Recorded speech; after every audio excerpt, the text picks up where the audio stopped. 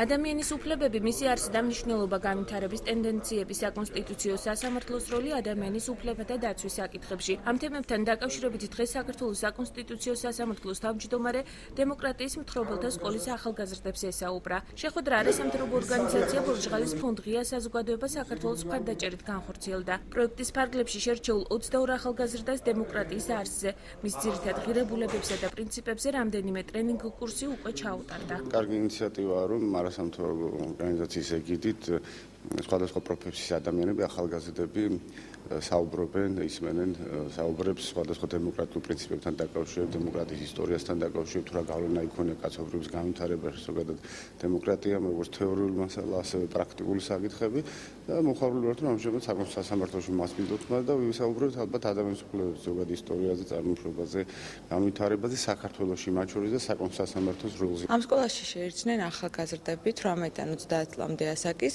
რომლებსაც უტარდება ტრენინგები, სემინარები სხვადასხვა მნიშვნელოვან საკითხებზე. ერთ-ერთი შეხვედრა ეწყობა დღეს, როდესაც საკონსტიტუციო სასამართლოს თავმჯდომარე ხვდება დემოკრატიის მთხრობელთა სკოლის წარმომადგენლებს.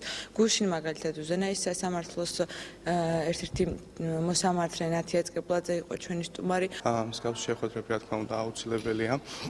დღეს გავიცნობთ რა თქმა უნდა საქართველოს კონსტიტუციის შესახებ და ეს შეხვედრა მჭირო დამსწრე მონაწილეებს დაეხმარება შემდგომში პროფესიულ სტაჟში.